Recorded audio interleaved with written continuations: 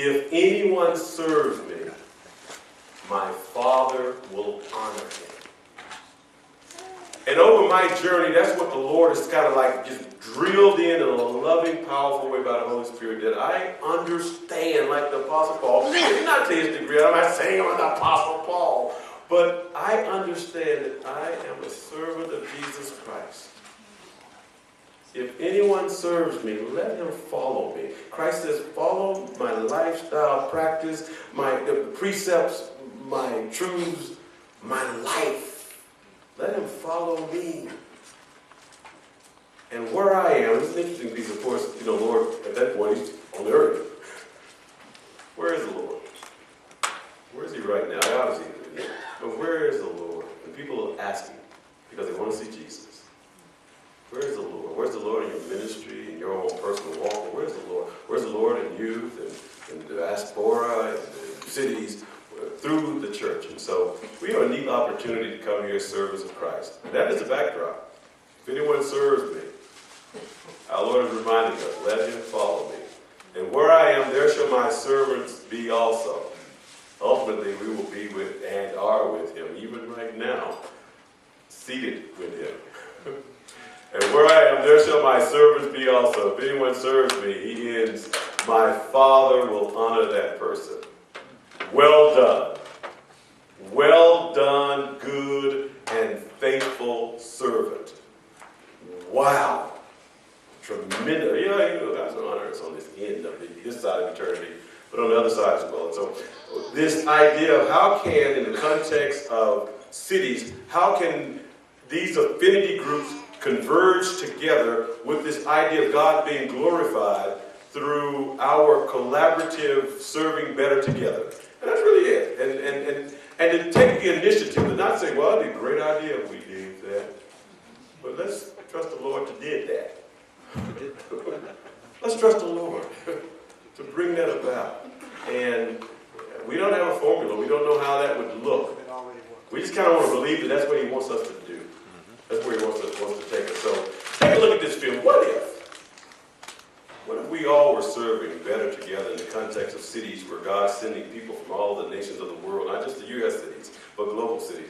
What if we were able to serve better together in our collective streams? What could that mean? What could that mean? Well, Brian, we'll come up and we'll ask you to kind of set us up, and then we're going to the format, by the way, just kind of give you, we've lost 45 minutes of what we had planned. And so now we're going to try to compress everything into... What if we could go into all the world without ever leaving the U.S.? What if we saw people moving to our country as a missional opportunity?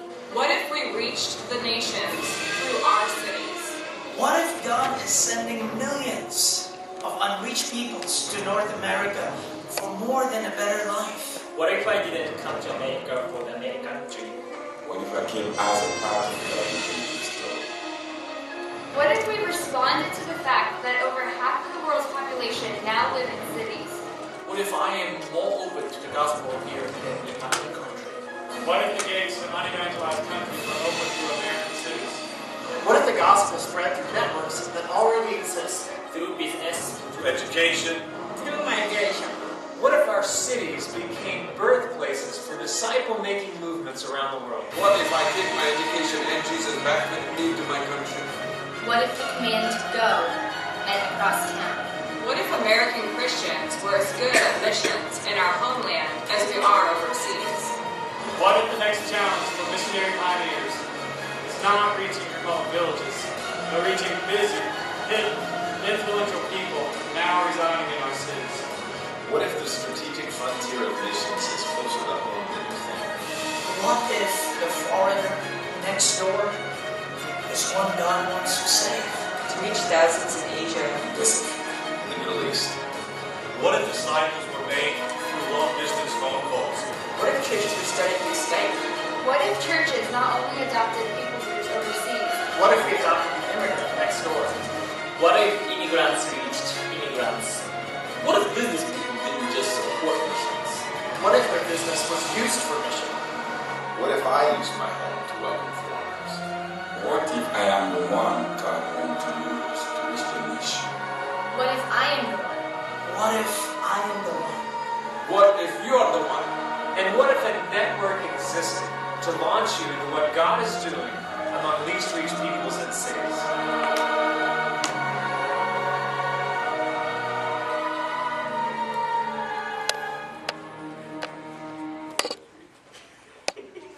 Hey folks, just using a tool to kind of cast the, while we're hopefully in capture while we're coming together. Your affinity group, there's a team of people kind of working on this convergence. When we began to look towards the Denver 2012, thank you, Brian. We began to look towards Denver 2012, we thought, well, what could we do in a short period of time? And so the idea was we're going to submit some questions that you would kind of process, and when we came together, we would take 3 to 5 minutes, in this case 3, to kind of share a little bit about your affinity group within our context, what you're doing, and then begin to talk about what if. What if in the context of where we are in cities, where we intersect, what if we could serve better together? What are some ideas? And this is not something where we walk away and we get it all, packaged, wrapped up. It'd be wonderful if the Holy Spirit moved that way. And I'm open to that, desirous of that. But if he doesn't, and we are saying over the course of these months and even years, what would that look like? So that's a little bit of piece. Before I call on the representatives from the other affinity groups to kind of give that little summary, after we do the summary piece, then we're going to kind of get into really some, almost like a brainstorm, like a group brainstorming session where you're representing your ideas. Wendy, thankfully, will be helping to kind of cast and post some things up there. These notes are going to hopefully help shape us as follow-up. We don't want to just have a good visit here, because that really, I am not interested in just a good visit, but is the Lord calling us in some really good next step ways? They may not be as clear to us, but we're saying, yeah, we're committed to kind of continue, at least together, trusting the Holy Spirit to lead us out in that direction. Any of our reps, anything, does that sound halfway clear? Let me ask that. Anybody unclear, maybe? If you say, hey, your northern southern accents, okay, good. Why don't we just do, as a sake of introducing us to your affinity group, why don't we, Ms. Lisa Kagaku, are you ready? We're going to start off with cities. Sure. No, why don't we do this? I didn't mean to throw you, okay. No, that's fine. Okay. Dave and John and Chandler, and we're missing someone. Oh, right in front of me. Layton, okay.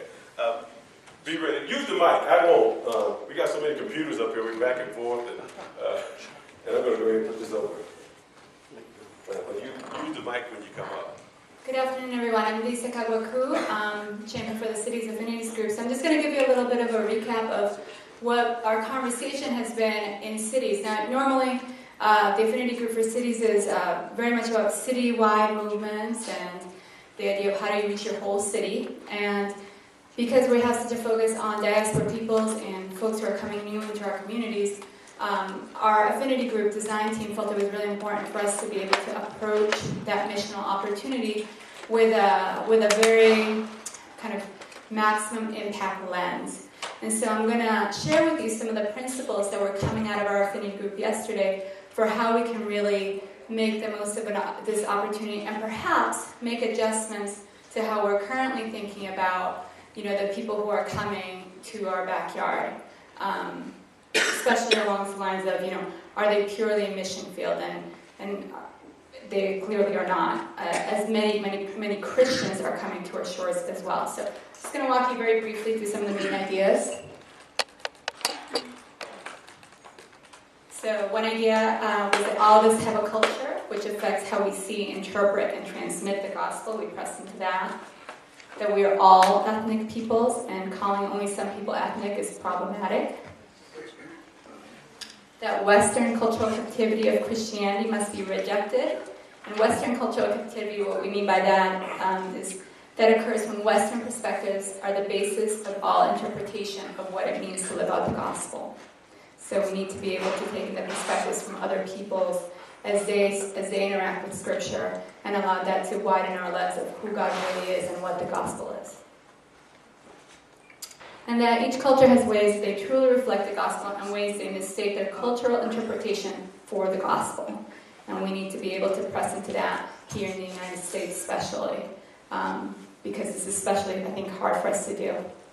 Other things that were very, very good things that we want to carry forth from our afternoon yesterday were one of our speakers talked about an Ephesian moment, the moment in Ephesians when there's an opportunity for the gospel to go from purely Jewish heritage to Gentiles. And so we have an opportunity like that today where the American church really has a chance to benefit from, to learn from, to be mentored by the immigrant church. And that through learning there will have both theological and economic consequences. And finally, another major point was that through transnational connections, immigrant churches and new and growing diaspora churches will give us new opportunities for how to do missions as we follow their lead. So really wanting to take advantage of the strengths of folks who are coming in our communities, and many of whom are already established diasporas here in different parts of the United States.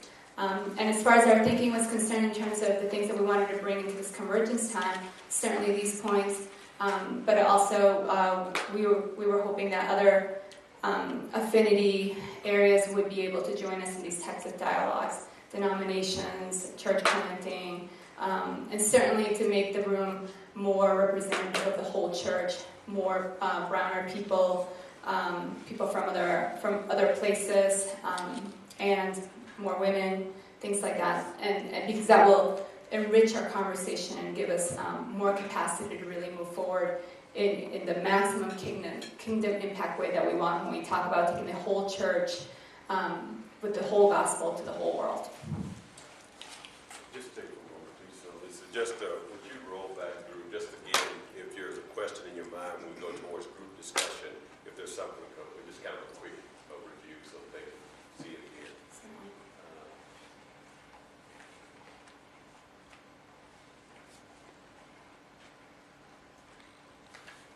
If you do have a question or a thought, go ahead and kind of write it down or hold it so that when we do go to the group brainstorming, any clarification. All of this is being recorded, but also we will be posting the recording and the link on CityReaching.com. So we'll be operating through your affinity champion, and if they have your information, you'll get it as well. Yes. Can I just make a comment real quick on the previous screen? Certainly. The bottom thing. That logic is part of the driving force of the greatest vision of why we need to complete the task of seeing every people, every culture, have a following of Jesus Christ. Because until we have that, we don't get the full glory of Jesus. So this is so critically important. I just think we need to lock in the vision cast is huge. Great. Thanks, brother. And those kind of companies we're going to have an opportunity to speak to. I knew that could happen. We really was wanting to make sure y'all kind of got the piece. Can we come back around, or is it clarification, John? I would like the comments to come later if we could. I just wanted to address the language barrier question. A lot of this assumes that you actually communicate with these groups, and they can communicate with each other. And sometimes that's practically quite difficult. Definitely. Oh, certainly. So the question that John asked was, a lot of this language assumes that you can communicate with the people who are around you, that there's no language barriers. Did I get that, John? Okay. Or between, Or between groups, absolutely. Yes, English is a language that they might be able to communicate with us, but they might not be able to communicate with each other. Certainly. So a lot of the deepening needs to occur probably not when people, their first day here, if they don't speak English, if they, but I think as people are, people pick up English quickly, and there will be bridge builders emerging quickly that can be the people who cross cultures to help that conversation happen. We're going to be counting on those of you who are presenting to kind of help facilitate the group discussions. When you are speaking, John gets special. Steve has to stand. You will have to. John, of course, he's the one who recruited me 100 years ago into Mission America, so he can sit. But when you speak, please stand up, okay? And I'll probably tell you that or something. Why don't we kind of, again, it's kind of what the affinity group is about, kind of orient everybody. Dave, and then Layton, and then we just kind of come around, and John, and then Chandler. That order. Can we kind of be ready to do it? Come on up. Thank you. And I know we're...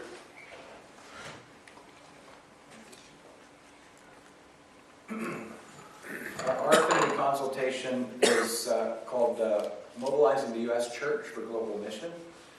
And we've had some great times together so far in our sessions. And essentially what Global Mission under the Mission America Coalition represents is very broad in scope. We have a resource directory on mac-global.net. That's the Mission America Coalition's website for global missions. And it's a great place to go and find all kinds of resources. We did create a tutorial for diaspora outreach from top to bottom, how to mobilize a local church.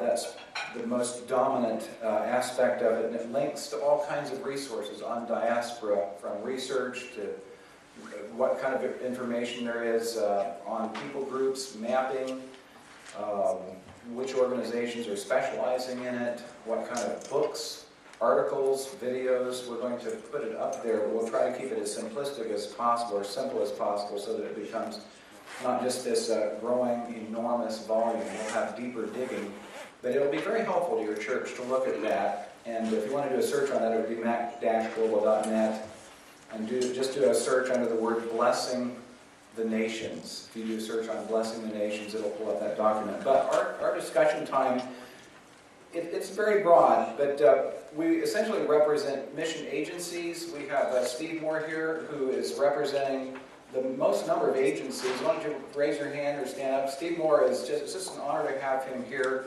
and he represents just an enormous swath of mission agencies, both denominational and interdenominational, non-denominational.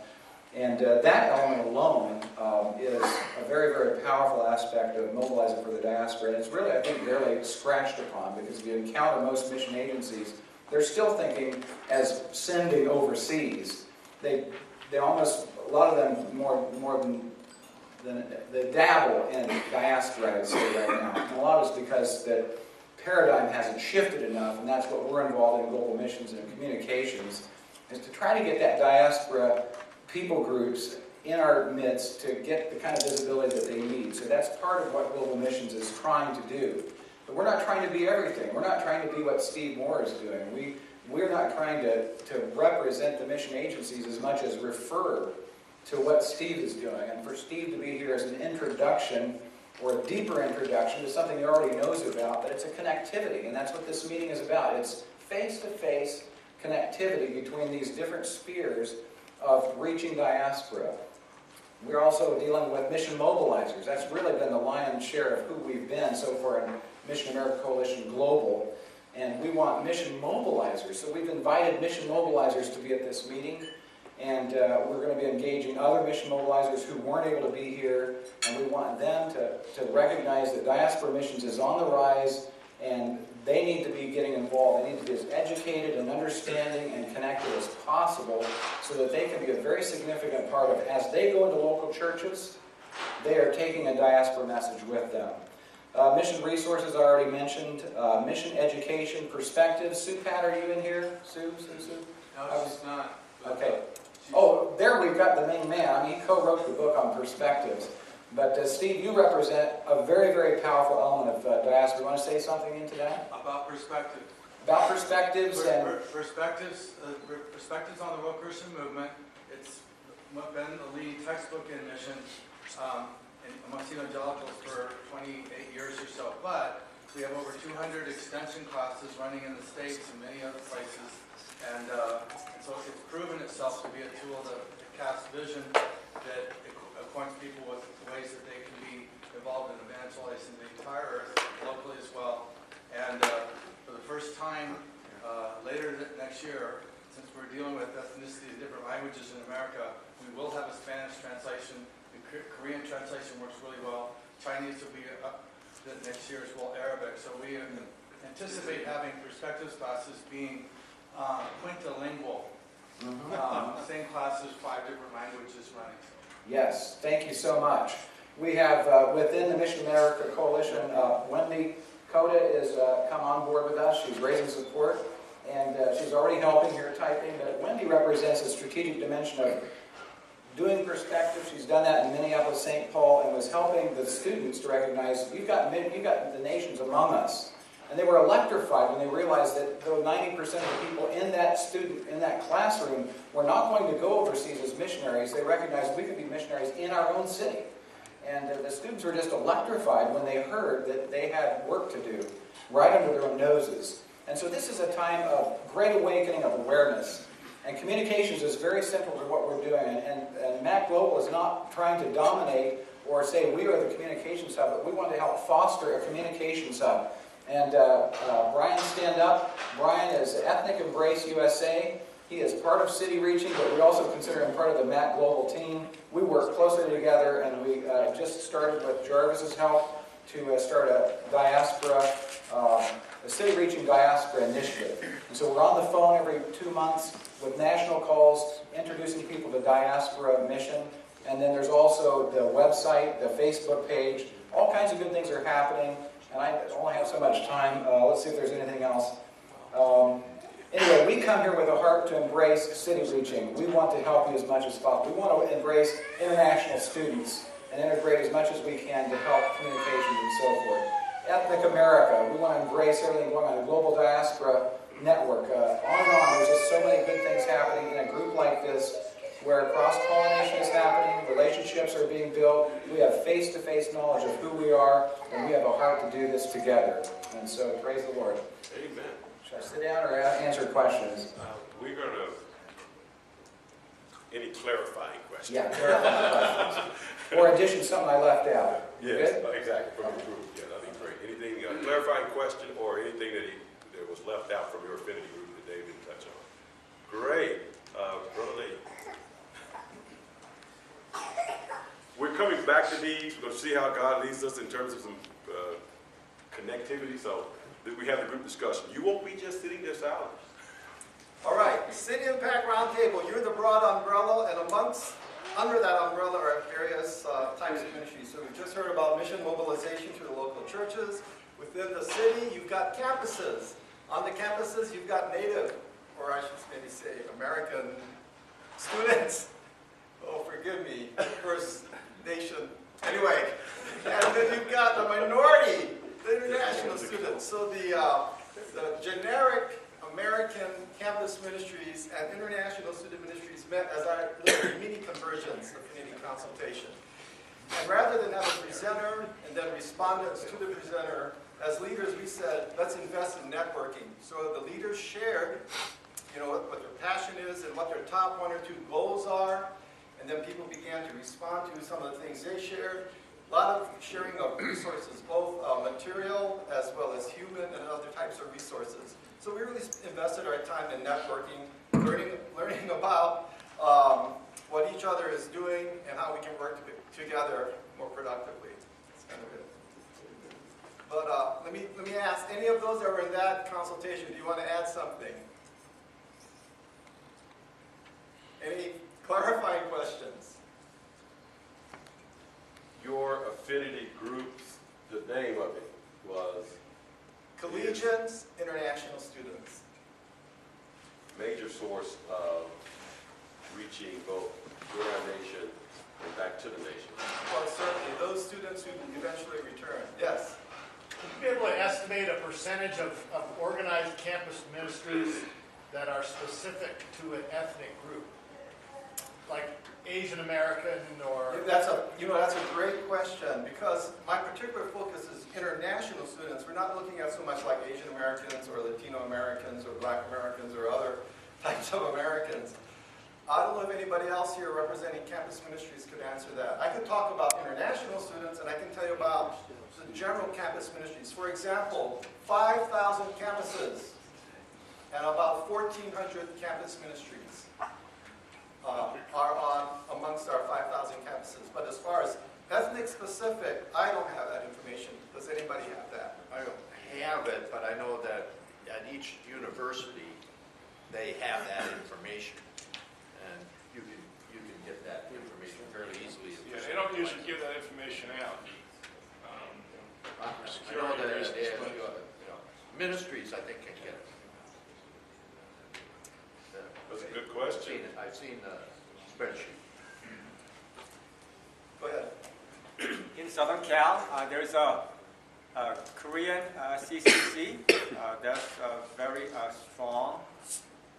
Every winter, for instance, and mostly Korean speaking, international students, first gen, 1.5 gen, about more than 1,000 students gather at a retreat, and they send over, I think, 500 students to overseas on short-term missions. And there's a ministry called Asian American Christian Fellowship. I used to work for a Japanese American mission agency called GEMS, and then it's the campus arm of that. It's predominantly Asian American. They have campus ministries on probably around 12 on the West Coast only, but that's predominantly Asian American. Let me just wrap up with this, and I'm going to call in Gordy in a second. For 31 years, we have had a national equipping conference for international student ministry by the Association of Christian Ministries Among Internationals. Now, among some of our larger international student ministries, they also have conferences for equipping churches and other people interested in ministry to international students, including International Students Incorporated. I'll call on Gordy, the Director of Training for International Students Incorporated. Yeah, thank you, Leighton, and thank you, Lisa, for a powerful presentation and challenge today. International students, there are somewhere around 900,000 across the nation, 4.5 million around the world, of which maybe a third of those are in the Americas. So obviously an enormous opportunity for global impact from right here and right now. One of the things that we did discuss in our coalition convergence group was what are the resources and how can we equip the church to reach international students in their communities.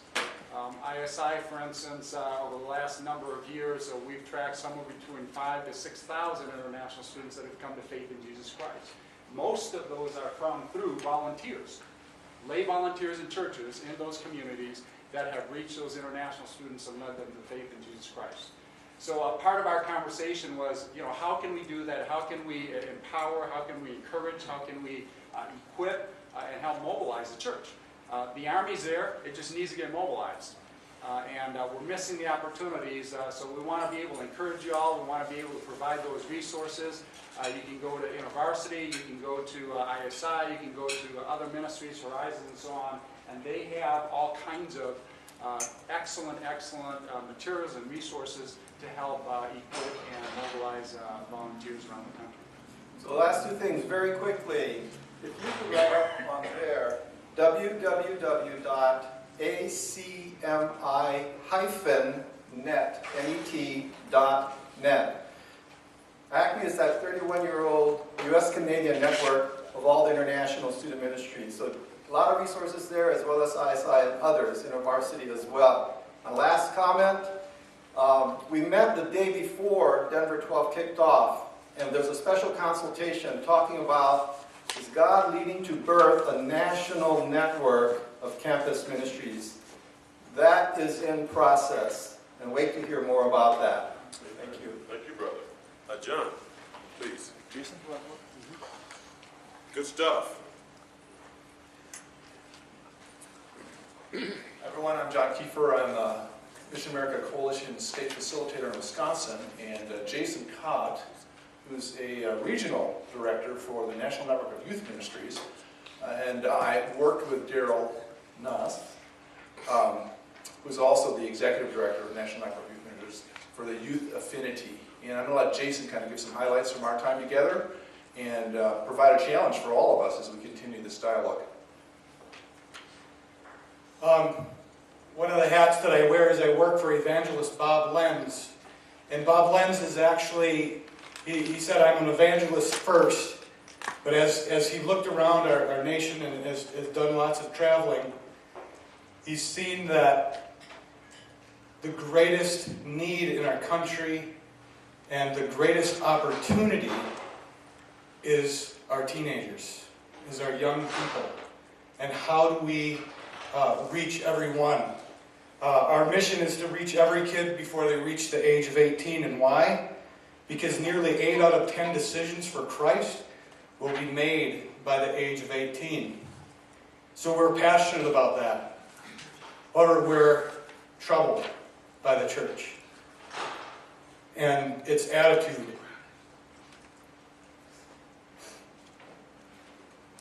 Towards young people. Kara Powell last night communicated passionately about how students are hungry to be engaged in authentic relationships with adults, and the challenge of having 5 students surround them, or 5 adults surround them and love them. Students are not the church of tomorrow, they're the church of today. That's right. But we're not treating them like it.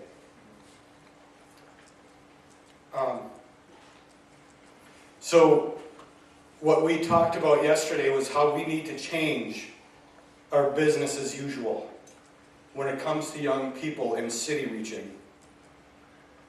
Teenagers in CityReaching, they're a part of our cities. And if you look at any youth risk behavior survey taken in public schools, you'll see that a large portion of our teenage population doesn't think adults care about them. And then we wonder why there's cutting. We wonder why there are stories of kids who are committing suicide and sex parties and all these things. So what are we doing with our youth? I don't know. And I'm tired of hearing, well, God bless you for being a youth worker. You got something there I just can't do. Baloney. They just want to be invested in and loved on and cared for. And the National Network of Youth Ministries is the arm of Mission America. We have a network in place. And what we're excited about is this partnership, is a resource that we have called the Quick Start. Please check it out. Because what we're doing is we want to build a ministry network that brings hope to youth in every community. And City Reachers, we need your voice. I think my brother John, who as a City Reacher has given youth a voice in the city of Appleton and beyond, in his influence. He's speaking to it. And he uses Quick Start as a basis for, as he talks to pastors, hey, this isn't just for youth, this is everybody. Better together, right? So this is an amazing chance for us is to engage the youth workers and people in those who love kids, to surround our schools with prayer and with a very real. You've got hundreds of you. If you're in a big city, you've got probably 50 to 100 youth workers that need to be engaged, that need to be surrounded. They're afraid to go on their school campuses because they don't know what to do. But that's why I'm really excited about the Campus Alliance. Chuck Klein is with us today. He's with the Campus Alliance. And that man is passionate about getting resources to people who are going, I don't know how to get, this is scary going on a school campus. I understand, I get that. What about separation church and state? Chuck has championed this effort to mobilize people around the school campus so that they are able to go with confidence, with tools and equipment, ideas and resources to do it. We have it. It's just we need a voice. And I am asking Mission America Coalition to give us that voice and to help us to engage with the student population. Because it is very desperate to reach this generation. In fact, my friend Randy has done a dissertation. Randy, could you just, what are some of the statistics you were just sharing? What we're seeing right now and what we understand just by the fact of students leaving the church, there's a slow fade that starts at about age 13. And one of the frightening things is from the book Quitting Church and the research that they did for that one, that this generation of students, the thought is that only about 4% of them will be Bible-believing Christians by the time they're 30. 4%. You heard last night from Kara, we're losing 40 to 50% of students all the time. It's just a rapid exodus from the students, from our churches. So there's hemorrhaging happening in the church, and it's a quiet hemorrhage. But if we don't take care of it, where are our young people going to be? So we need your help, and we want to partner. Thanks. Clarifying anything? Anybody? After this one from Brother Chandler, then we're going to go into some room discussion, brainstorming, and then there's a little piece that we want to try to set as maybe some kind of framework. Thank you. Yeah. Thank you.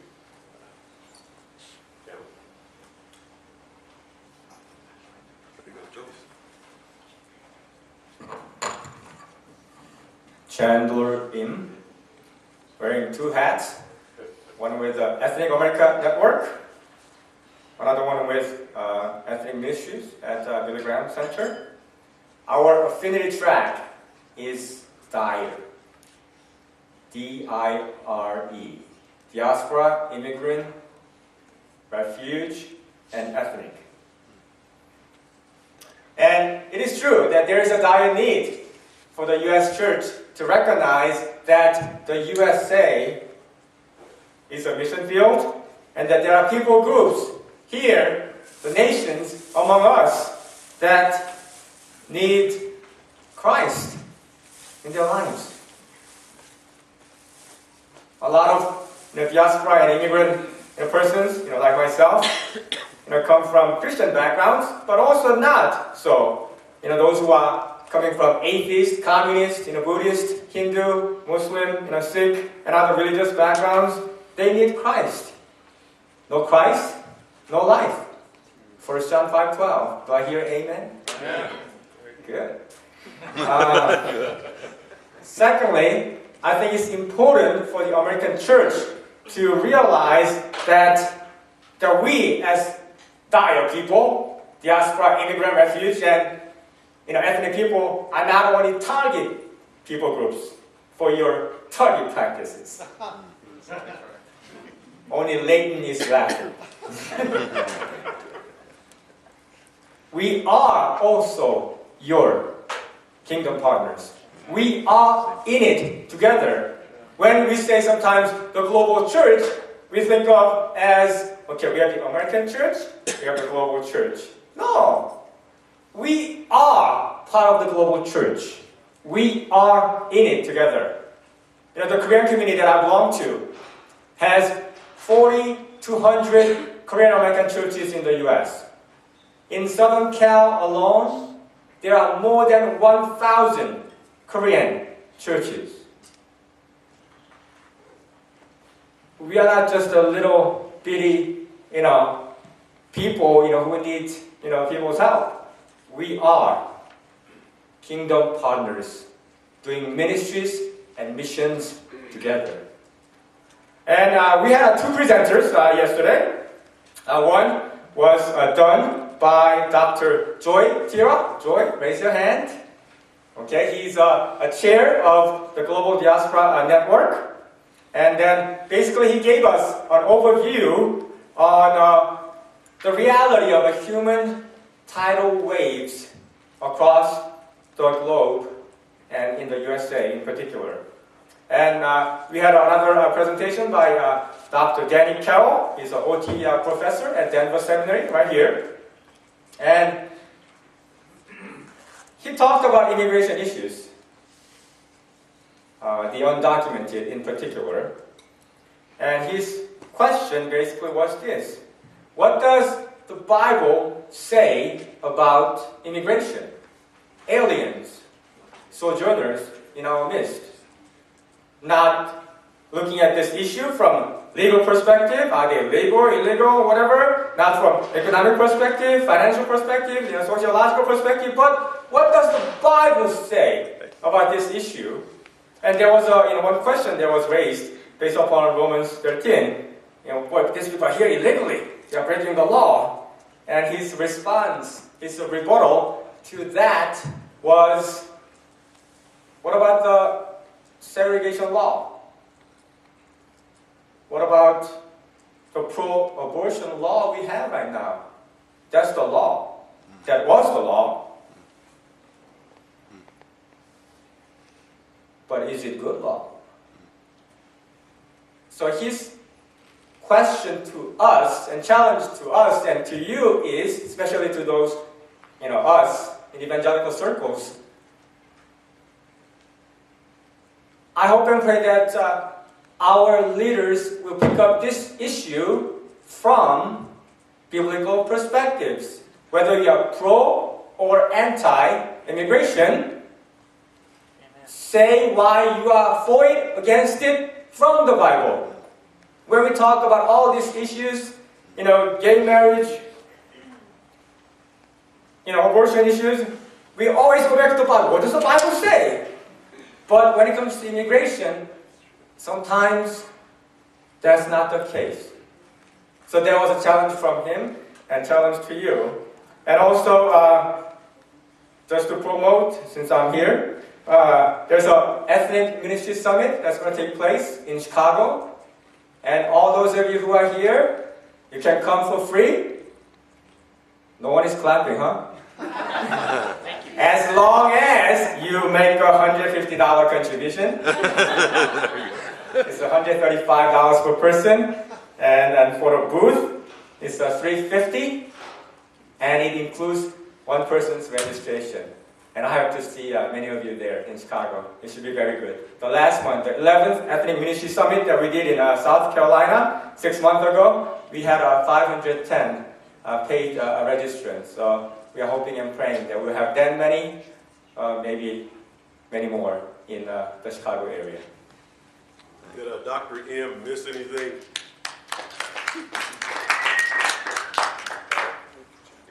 Yeah, that invitation to the conference in Chicago, the brochure is in the packet. Should anybody not have noticed that? In our registration packet. Yeah, it is in the registration packet. It says mission on our doorsteps, the red brochure. Any other questions or comments? In my culture, silence means consent. Silent consent. Great, thank you. Hey, by the way, for all of the ones who gave a summary, would you please just